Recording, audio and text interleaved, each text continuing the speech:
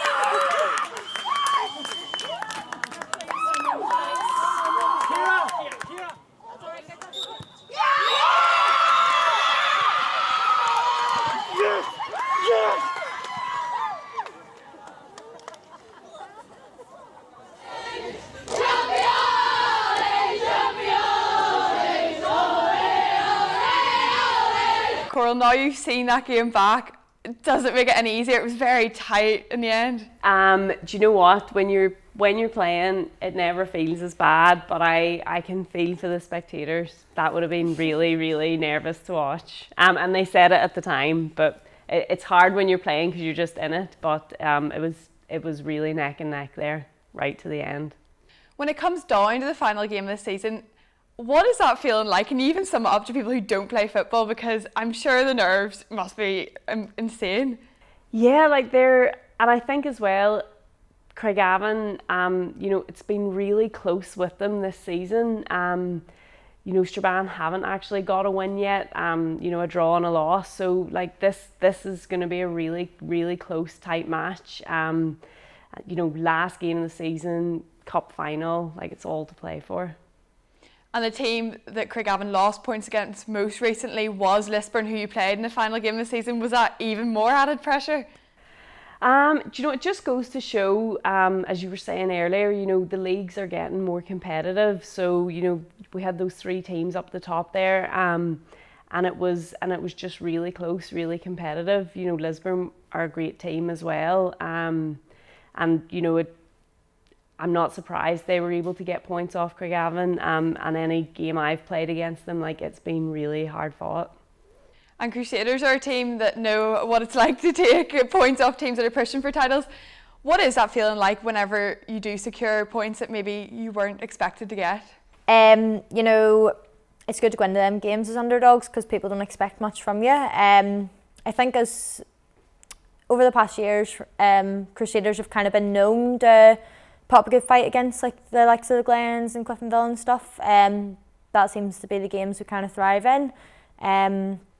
So yeah, it is a good feeling whenever you beat them teams and you take points from games that you weren't really expected to take points from. So yeah. That must make you feel positive though, going forward, that you can compete against the teams that you really want to get above to move up that league, because you have finished third so many years in a row. Yeah, it is encouraging knowing that we can go and get that result. At the minute, we've just not been able to get there. But as I said, we'll just keep working hard in training and coming up with new ideas together. And getting them results previously means we know that we can go into games doing that again. You mentioned earlier that you got Green Island in the Cup. Crusaders obviously have a good enough record in the Cups. How important is Cup competitions for teams like Crusaders, who normally are kind of at the top of the table? Yeah, I think it is very important because the league's so long, you can lose points here and there, and obviously that affects your standings within the league. Cup game's kind of different story. You go into the cup game, you may have lost against a team in the league, but that doesn't really matter within a cup game. You go in with a fresh mindset, come up with different ways to kind of beat them, and you've played them before, so you know what way they're going to play. So I think it kind of does give you another leg to stand on whenever you go into them games, fresh ideas and another opportunity to kind of go in and prove, what kind of team you are. And Coral, not long, as we've touched on earlier, until that cup game where the big 2 that were in Division 2 face again. How difficult is it to go into that game? Because you kind of know each other well now. It must be difficult because now it's the end of the season and you're facing off in one final game. Yeah, it's anyone's game, and it's just going to come down to, on the day, who wants it a bit more, and who gets off to a good start. Sometimes games, you certainly for us, being Strabane up in the northwest, you're just constantly traveling. Every game's a long away match. So people are working and you're kind of rushing out of work, you're trying to get to the game, you don't maybe always get your best warm up and things, so it's just about having a really good start to the game. Of course we'll be nervous, it's cup final, nerves are good, but I think especially with it being kind of middle of the way, up at Mid-Ulster, we're gonna get down early, get a good warm up, and be as ready as we can be. Is this your first NIWFA final? Yes. Me personally, yes. Yeah, I think so. It'll be good. You'll love it. They're very good crowds. People come out, and Mid-Ulster's notorious for having good crowds at it for the game. So Oh, great. so exciting. Hopefully you can have plenty of people from Strabane down for it. Yes, I'd say we'll have a lot of supporters, maybe even a bus as well, just to make sure everyone can get up. So yeah, we'll have a lot of supporters. You mentioned earlier on that you've only joined for the second half of the season. You'd retired for a while after playing for Derry. Who was it who convinced you back? Who was the victim that got you back? Do you know what? I actually have a lot of good friends that I played with a long time ago at Derry City that play for Strabane now, and maybe even older teams as well. And so I keep in touch. I kind of follow them, and I've seen them doing so well over the years. So yeah, a couple of friends just mentioned, they were looking to boost numbers and strengthen the team a bit around the halfway mark. So I thought, why not? Certainly rusty, but it's great to be back. Do you know what? There's nothing like being part of a team and, everything that goes with it, all the crack in the changing rooms and just kind of being part of it. It's really nice. And now you have a winner's medal to go alongside all that. Yes, yeah. Some would say I showed up just for the trophies at the end. So it was good timing. But yeah, no, it's been a long season. And most of the girls there, they've put the work in, as you say, from pre-season right through. So it's lovely to be part of it. You said it's lovely to be part of. You must be proud as well that you're part of something like that, because you've obviously come in at kind of a crucial point and now helped to that league title. Yeah, I mean, I'm not sure. I mean, I was part of the team. You helped guide them. It still counts. So yeah, it is great. Suppose it's good for your confidence that things, you join a team and, what they were wanting at the start of the season is still, what's happening. Nothing's gone wrong. So yeah, it's great. Tempting to stick around and play in Division 1 next year? Do you know what? I'll have to see. If I can, I definitely will. But I'll just have to see in the off season. As everybody patiently watches as I try to get you to keep playing for Strabane, all of them will be telling me before, you must get her to keep playing. Yeah, I suppose the coach will be watching this saying, well, she didn't say she wasn't. Yeah, that's basically a yes. True. We're going to take another break here in the studio, and it has been a busy season in all of the NIWFA leagues, and the piece de resistance is those 6 League Cup finals, and Colin is going to talk us through all 6 of them. Over to you, Colin.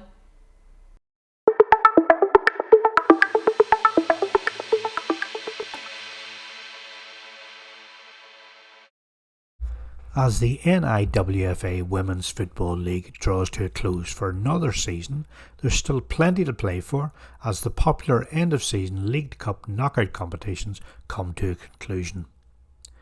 There are no less than 6 finals being contested this season, with the highlight set to be the Championship final as the league's top 2 sides, Sion Swifts and St James's Swifts, go head to head.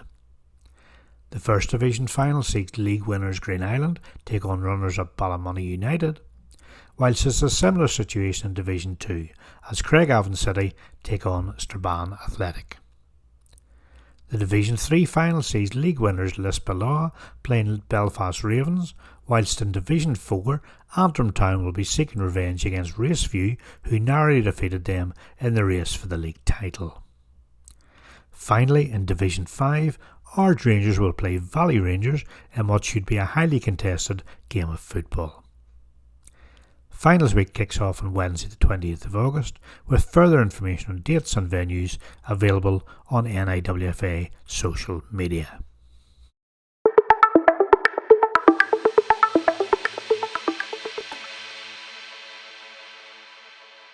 Thank you, Colin, for that. I'm so excited to see those 6 fixtures. It's so hard to tell who's going to be walking away with those League Cup titles. Morgan, we were talking off camera about you don't really get much of a break away from sport. You've just started a job as a school teacher. How's that been going so far? I'm on my 3rd day in, so it's exhausting having a full-time job. I'm only 3 days in, so yeah, just trying to find my feet. But the school I'm in, everyone's so lovely and supportive, so it's really making me feel really kind of settled and at home, I suppose. So yeah, but it is a lot. Yeah, you're kind of teaching kids all day and then you have to go to your own training and stuff, so yeah, it can be a lot. One of the, which seems many jobs that you do in the school is PE. Yeah. How's that been? It's been good. We had 40 year 8s down today for hockey, so I was out from 12 and then they went at 2:30 and then the first and second 11 hockey girls were down until 4, so it's busy. Just excited to kind of get in and get started, yeah. People might be saying, well, why is she not doing football? But hockey was your main sport originally, wasn't it? It was, yeah. Played hockey since I was a wee toot, all the way through primary school, all the way through secondary school, and then I always played football kind of in the street, but was never on a team or anything like that, but always played in a hockey team.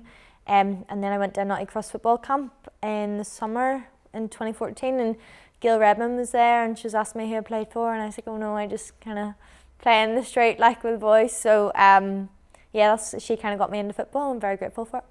And now it's football over hockey? Football over hockey every day. And would you be interested in getting a football team in that school that you're in? You said they have one already. Yeah, so the school I'm in is very hockey dominated, but you know, there's some really good wee footballs around the school. So Caitlin Cardile, for example, she's actually at my club, Crusaders, so she's in the NI set up and stuff too. So you know, hopefully we can get a few more games through friendlies and stuff throughout the year and get the girls out. Yeah, it'd be good. You'll be scouting them for Crusaders strikers. I know, I'll be poaching them. And Coral, you're kind of the same. You played hockey too, and you still play hockey? Yeah. I suppose I probably always played football first, but when I moved to secondary school, started hockey and played all through secondary school, but also kind of played football as well. It's lucky they're different seasons, so you can manage both, especially when you're young. But yeah, just finished hockey season kind of in April there, so kind of finishes March, April, just when football's starting. How did the season go for your team this year? It was a good season. It went well. We missed promotion. You were chatting there about Crusaders actually. You know, you just need a few games to not go your way and lose a few points that you weren't expecting. And you know, when it's competitive, then you just end up just in that little kind of just missed promotion. But still a great season. Always next year as well? Yes, always next year.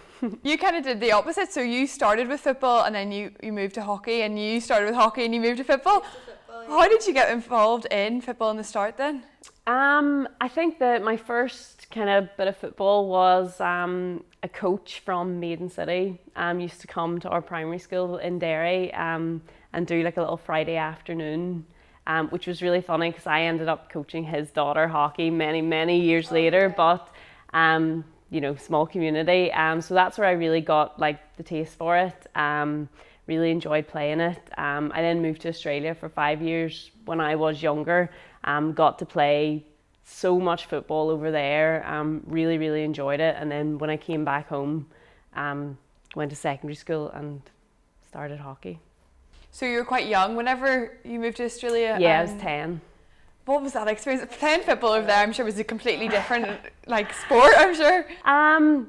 Do you know what? I suppose just the main thing is like better weather, like just kind of it gets more kind of involvement. But no, it was great. You know, kind of I suppose I started playing that kind of proper 11-a-side, and yeah, really enjoyed it. Well, that must have been some experience. And a football game in the rain, we don't have that over here. Like, suppose it's good we get the summer, get to play in the summer, so it's great. But yeah, still climate, still a bit of rain, definitely. And you mentioned that the hockey season is different to that football season. That must be very helpful for the kind of two of you who play two sports, so you can kind of keep that going. Yeah, like it's super handy. The only thing is, you know, you don't really get that break, which sometimes is really needed. But like it's doable if you just want to play sport all year round. What more could you want with your life? Morgan, you're going to get no break now. You're a school teacher. You're going to... I know I'm going to be playing football all the time, coaching hockey all the time, Saturday morning, so it's fine. So I signed up for. Is the kind of coaching side of it something that you would like to explore more, maybe down the line? Hockey or football or both? Go.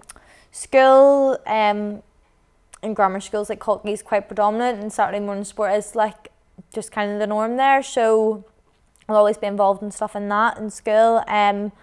Football, I'll see what time I have, and then decide, You have plenty of time left in your career. Maybe the younger kids while you're still playing. We'll see. And Coral, you haven't said if you're going to be on that football pitch next year, but would coaching maybe be on the other side of it be something that you would be interested in?